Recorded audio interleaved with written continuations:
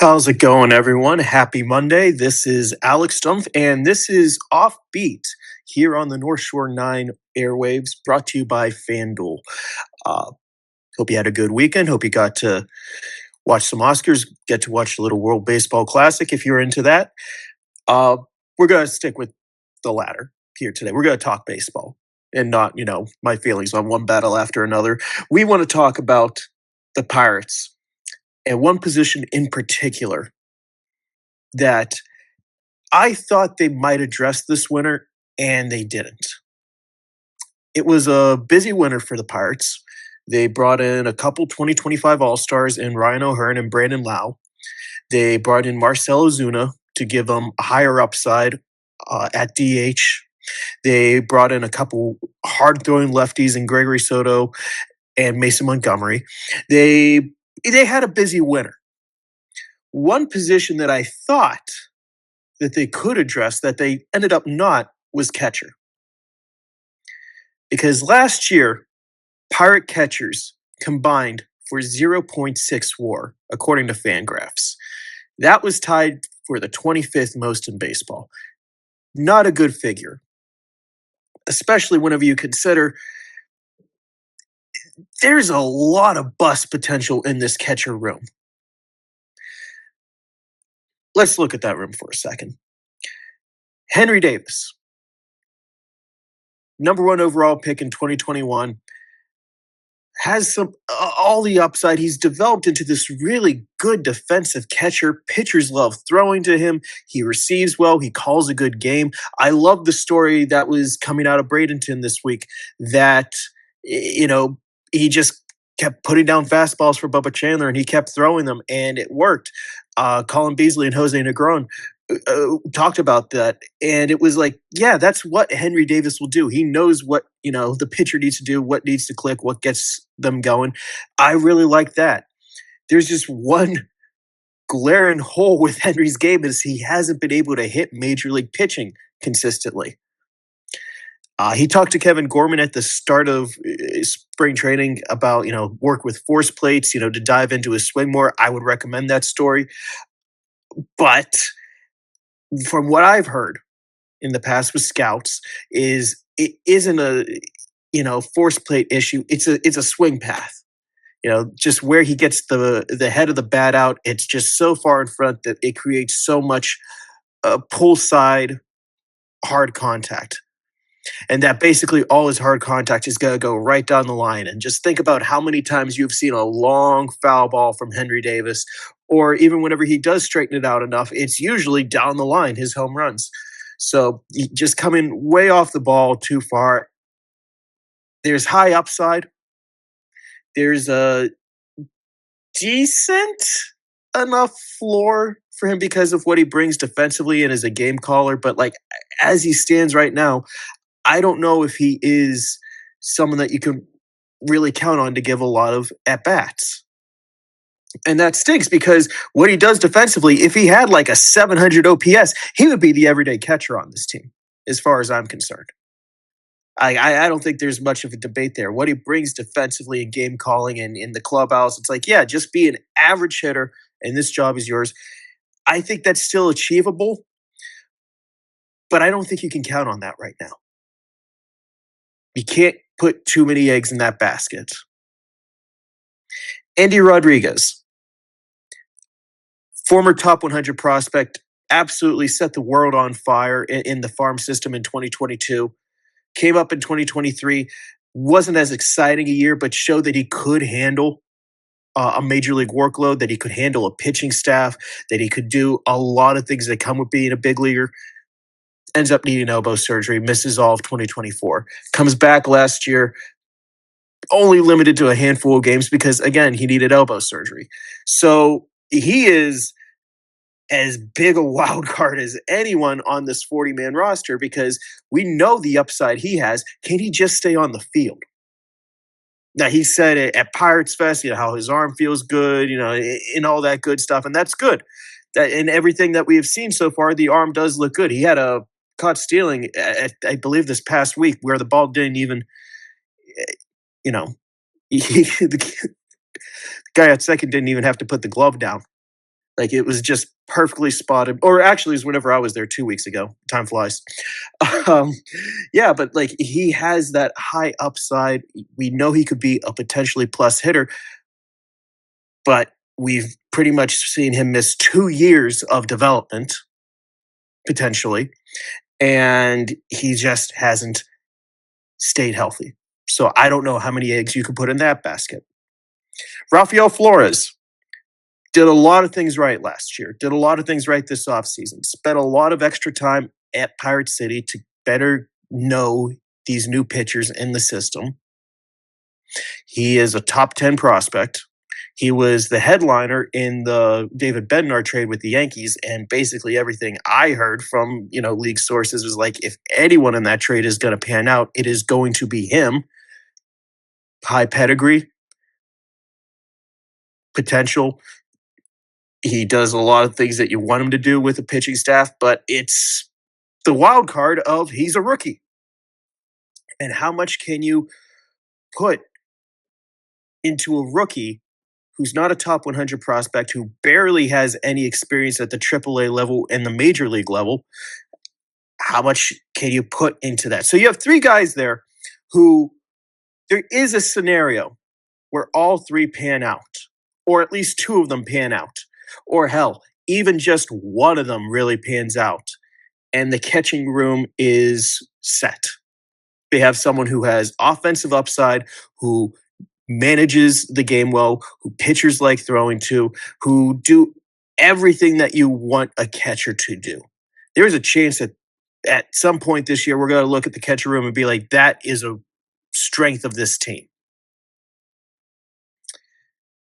There's also the potential that none of them pan out and they really don't have anything to go with. Like those 3 guys, I would say all have high ceilings. I would say they also have low floors. Which brings us to Joey Bart, the guy who, in my opinion, probably has the lowest ceiling, but has the highest floor, and is the guy who has the pretty much guaranteed roster spot here. Someone who, I don't know if Joey Bart is going to set the world on fire, but you need someone to just be a steady force in that catching room. And that's Joey Bart right now. Is that what they should have right now, though? Should they bank on Bart being this big guy like we saw in 2024, or is the sub 100 WRC plus hitter that we saw last year more indicative of what we are going to see in 2026? This episode is brought to you by IQ Bar, our exclusive snack hydration sponsor. IQ Bar protein bars, IQ Mix hydration mixes, and IQ Joe mushroom coffees are the delicious, low-sugar, brain and body fuel you need to win your day. The Ultimate Sampler Pack is a great way for you to try all IQ Bar products and flavors. You get 9 IQ bars, 8 IQ Mix sticks, and 4 IQ Joe sticks. All IQ Bar products are clean label certified and entirely free from gluten, dairy, soy, GMOs, and artificial ingredients. With over 20,000 5-star reviews and counting, more people than ever are fueling their lifestyles with IQ Bar's brain and body boosting bars, hydration mixes, and mushroom coffees. The Ultimate Sampler Pack includes all 3. My personal favorites so far have been the almond butter chip and the iced tea lemonade hydration mix. It's just really full of flavor. I love starting my day with it, and I couldn't imagine starting my day with anything else other than IQ Bar products. Right now, IQ Bar is offering our podcast listeners 20% off all IQ Bar products, including the Ultimate Sampler Pack, plus free shipping. To get your 20% off, text MLB to 64,000. That's MLB 64000. Message and data rates may apply. See terms for details. So Joey Bart comes in 2024 off the waiver wire, kind of off the scrap heap, has a really good season, hits 13 home runs in 80 games, has a 121 WRC plus. Last year, OPS drops 100 points. Yeah, he got on base more, but he wasn't the same impact hitter. The Pirates needed a little bit of impact from the right side of the lineup.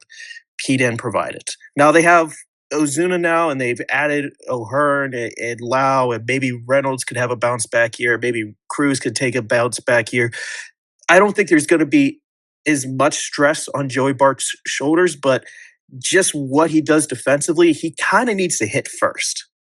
He needs to be a bat first catcher to be an impact player, in my opinion. Pitchers can like throw into him. He can call a good game, but like just the blocking, the throwing, the framing, it just has not graded well in these 2 years in Pittsburgh.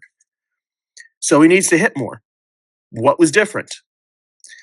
I'm going to give a little love here to Davey Andrews of Fangraphs, who wrote an article in November, which looked at how Bart moved off the plate a little bit, and then he did this weird inverse where most of his damage in 2024, especially slug, was on the outside part of the plate.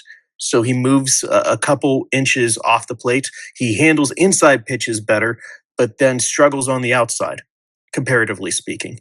So it's like, was that the right call? But I think it goes a little further than what Davey said. Bart shortened his swing in 2025. It had a lower tilt, a different attack angle. It generated a little less speed. Now, none of this was,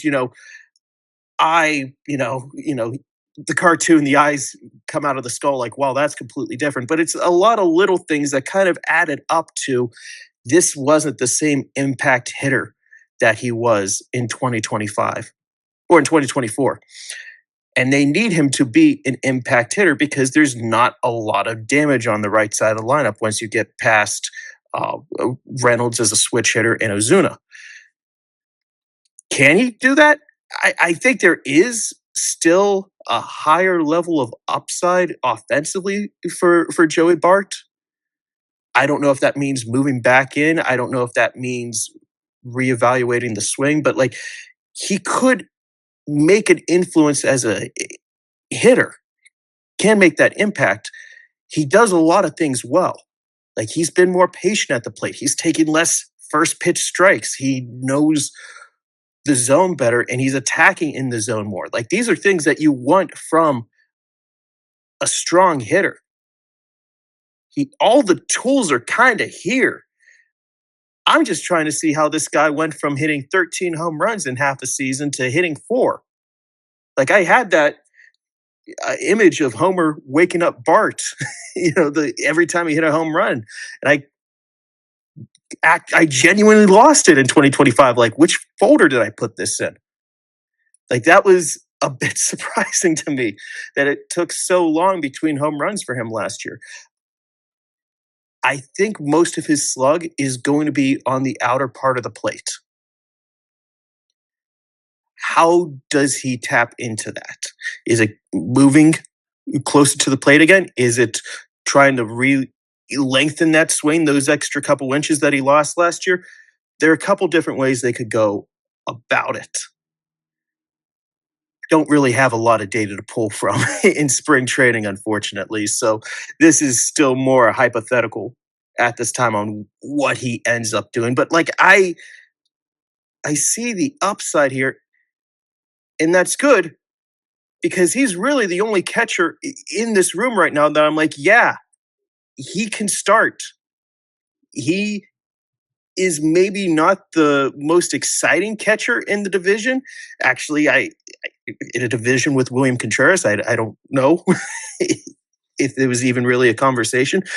But the Pirates need him to be a hitter. They need him to be a stabilizing force in a catcher room that has 3 wild cards in it right now. That's why Bart wasn't traded this winter, even though I heard interest from teams this winter. The Pirates needed an adult in the room. They needed someone that they like, his floor, his worst case scenario is still a big league catcher. Where I don't know if you could really say that with anyone else right now. Like Henry Davis's worst case scenario is kind of like what we saw in 2024, whenever he just couldn't hit and he was optioned and that was just a really rough year. Endy's worst case scenario is what we've seen the last 2 years. He just can't stay on the field. He can't throw. He can't do what you want. Like so far this camp, we have seen him throw. We have seen him do everything. But whenever you have back-to-back surgeries, your red flag's got to be up. The number one predictor of future injuries is past injuries. Flores, it's the most boring analysis I have here. He's young. He's just a wild card right now. He is just a prospect. Could be good. Could be good. We don't know for now. Bart, I could see him if he is in a position where he just starts 80 games again. He stays healthy. He starts 80 games. And one of those other guys emerges and starts 80 games. I think that's the best case scenario for this team. And that doesn't mean, okay, then you kick out Bart. No, there are other ways you can use him. I saw him taking some first base drills down in Bradenton. There's really not an answer at DH beyond this year. So there are ways he can make an impact in 2026 and in 2027. But he has to show that he can impact the baseball, especially on those outer pitches again. If he's able to do that and he's able to tap into his offensive upside, then yeah, the whole catcher room, I think, does a lot better this year than what we saw in 2025. If he doesn't, I don't know how much this room improves. And this is an offseason where so many offensive positions were improved. And this was one of the bigger holes on the team. Not saying that the Pirates need a ton of offensive contributions from catcher, but the path gets a whole lot harder if you're not going to get impact players from those positions that you just hope for internal improvement, like center field with Oneil Cruz, like catcher, like third base. So we're going to see what happens here. I think Bart has shown that he deserves this opportunity again. And we're going to see what happens with the other trio if someone can emerge there. Because Pirates need two catchers. And at this moment, there's only one that I feel pretty confident about. And even then, I need to see more from him in 2026. I think he would say that he want to do more in 2026 offensively too. Thank you so much for listening to Offbeat here on North Shore 9, presented by FanDuel. This is a 15-minute podcast. We do it every single weekday. I will see you all Tuesday. All right, that wraps up this episode of North Shore 9. Thanks so much for tuning in. Whether you're listening on the podcast or catching us on YouTube, if you enjoyed the show, please give this video a thumbs up and don't forget to hit that subscribe button if you haven't already. It really helps us grow. And if you're listening on the podcast, a quick review goes a long way in helping others find the show. Plus, be sure to tell a friend about us. There's always room for more here in the NS9 community. And for those looking to support us a little more, consider joining our Patreon, become an MVP member, and get exclusive perks while helping us continue to bring you more of the Pirates content you love. Thanks again for all your support, and let's go Bucks.